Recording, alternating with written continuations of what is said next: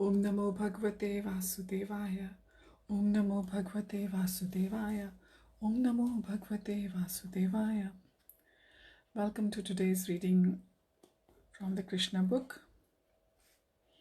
Hope you all had a wonderful day yesterday with the Jagannath Puri Rath Yatra going on. And here we are also having lovely weather as well, like cherry on the cake. So yesterday we were reading about the worshipping in the Govardhana hill. Worshipping the Govardhana hill. How Krishna was explaining to his father Nanda Maharaj that they don't have to worship Indra, the god, demigod who provides the rainfall. He explained that was the actual cause of the rain. The three modes of the creation are the causes of creation, maintenance and destruction, and the clouds are caused by the action of mode of passion, and therefore the mode of passion causes the rainfall, and the rainfall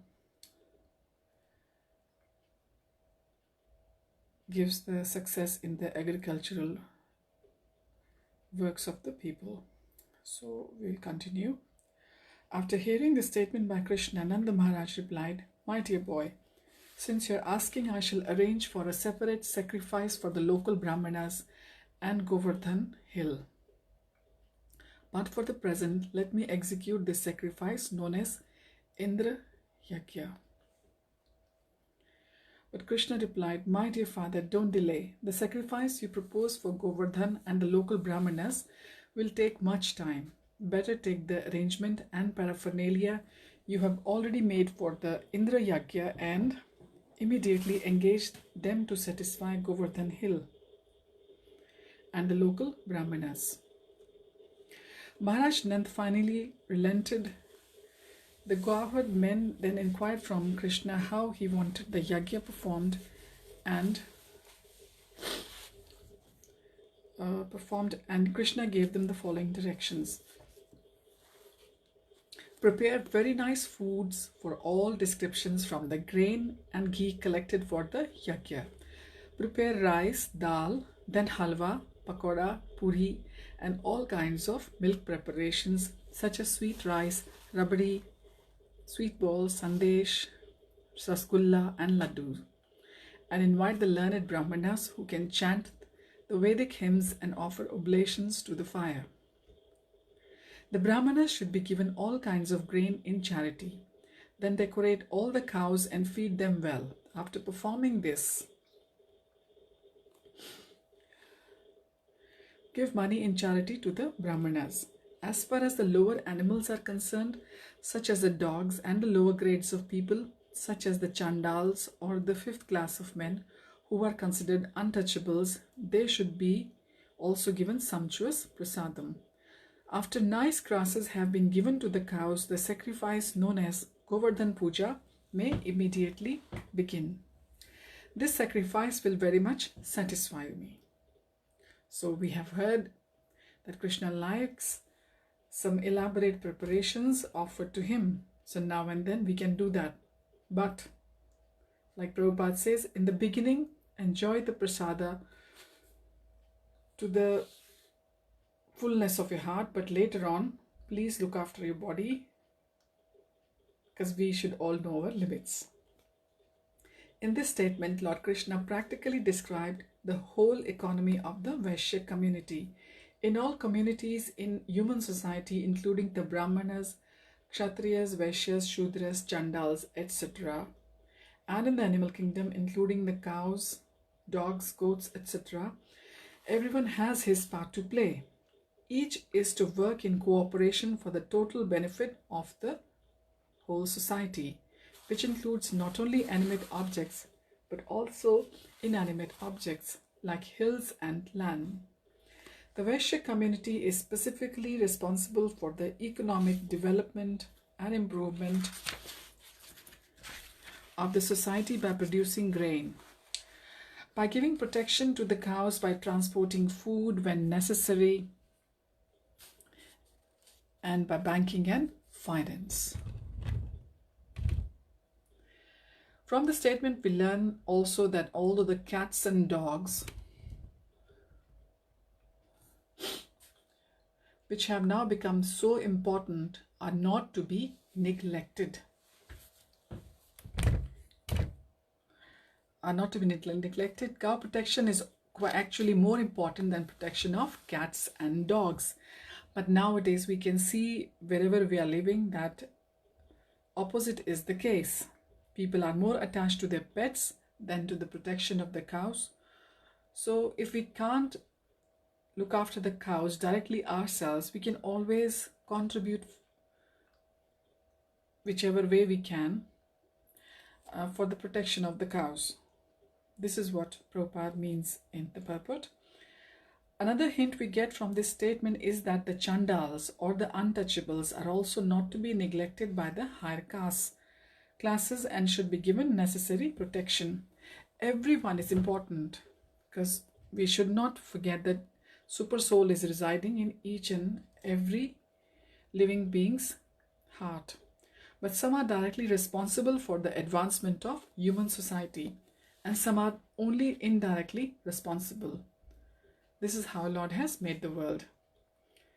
However, when Krishna consciousness is there, then everyone's total benefit is taken care of. That's why bhakti supersedes everything else. The sacrifice known as Govardhana Puja is observed in the Krishna consciousness movement. Lord Chaitanya has recommended that since Krishna is worshipable, so his land Vrindavan and Govardhan Hill is also worshipable. To confirm this statement, Lord Krishna said that Govardhan Puja is as good as worship of him. From that day, Govardhan Puja has been going on and is known as Annakut. In all the temples of Vrindavan or outside of Vrindavan, huge quantities of food are prepared in this ceremony and are very sumptuously distributed to the general population. Sometimes the food is thrown to the crowds and they enjoy collecting it off the ground. From this we can understand that prasadam offered to Krishna never becomes polluted or contaminated, even if it is thrown on the ground. The people therefore collect and eat it with great satisfaction. The Supreme Personality of Godhead Krishna therefore advises cowherd men to stop the Indra Yagna and begin the Govardhan Puja in order to chastise Indra, who was very much puffed up at being the supreme controller of the heavenly planets. The honest and simple cowherd men, headed by Nanda Maharaj, accepted Krishna's proposal and executed in detail everything and advised. They performed the Govardhan Puja and circumambulation of the hill. Following the inauguration of the Govardhan Puja, people in Vrindavan still dressed nicely and assembled near Govardhan Hill to offer worship and circumambulate the hill, leading their cows all around. According to the instruction of Lord Krishna, Nanda Maharaj and the cowherd men called in learned Brahmanas and began to worship Govardhan Hill by chanting Vedic hymns and offering the prasadam. The inhabitants of Vrindavan assembled together, decorated their cows and gave them grass. Keeping the cows in front, they began to circumambulate Govardhan Hill. The gopis dressed themselves very luxuriantly and sat in bull-driven carts, chanting the glory of the Krishna's pastimes. The Brahmanas assembled there to act as priests for the Govardhan Puja, offered their blessings to the cowherd men and their wives, the gopis. When everything was complete, Krishna assumed a great transcendental form and declared to the inhabitants of Vrindavan that he was himself Govardhan Hill in order to convince the devotees that Govardhan Hill and Krishna himself are identical. Such an important statement here. Then Krishna began to eat all the food offered there. Now this gets more interesting. The identity of Krishna and Govardhan Hill is still honored. The great devotees take rocks from the Govardhan Hill and worship them exactly as they worship the deity of Krishna in the temples. I feel embarrassed that we personally haven't done that. Maybe in the future. The followers of the Krishna consciousness movement may therefore collect small rocks or pebbles from the Govardhan hill and worship them at home, because this worship is as good as deity worship. The form of Krishna who began to eat the offerings was separately constituted, and Krishna himself, along with the other inhabitants of Vrindavan, offered obeisances to the deity as well as Govardhan hill. In offering obeisances to the huge form of Krishna and Govardhan hill, Krishna declared, "Just see how Govardhan hill has assumed this huge form and is favoring us by accepting all the offerings." Krishna also declared at the meeting, "One who neglects the worship of Govardhan Puja as I am personally conducting it will not be happy. There are many snakes on Govardhan hill, and persons neglecting the prescribed duty of the Govardhan Puja will be bitten by these snakes and killed. In order to assure the good fortune of the cows and themselves, all people of Vrindavan near Govardhan must worship the hill as prescribed by me." Thus, performing the Govardhan Puja, all the inhabitants of Vrindavan followed the instructions of Krishna, the son of Vasudeva, and afterwards they returned to their respective homes. Thus ends the Bhaktivedanta purport of the 24th chapter of Krishna, worshipping Govardhan hill. Chapter 25, Devastating Rainfall in Vrindavan. When Indra understood that the sacrifice that was to be offered by the cowherd men in Vrindavan had been stopped by Krishna, he became very angry, and he vented his anger upon the inhabitants of Vrindavan, who were headed by Nanda Maharaj. Although Indra knew perfectly well that Krishna was personally protecting them as the director of different kinds of clouds, Indra called the Samvartaka. This cloud is invited when there is a need to devastate the whole cosmic manifestation. This Samvartaka was ordered by ordered by Indra to go over Vrindavan and inundate the whole area with an extensive flood. Demonically, Indra thought himself to be all-powerful Supreme Personality. When demons become very powerful, they defy the Supreme Controller, the personality of the Godhead. Indra, though not a demon, was puffed up by this material position, and he wanted to challenge the Supreme Controller. He thought himself, at least for the time being, as powerful as Krishna. Indra said, "Just see the impudence of the inhabitants of Vrindavan. They are simply inhabitants of the forest, but being infatuated with their friend Krishna, who is nothing but an ordinary human being, they have dared to defy the demigods."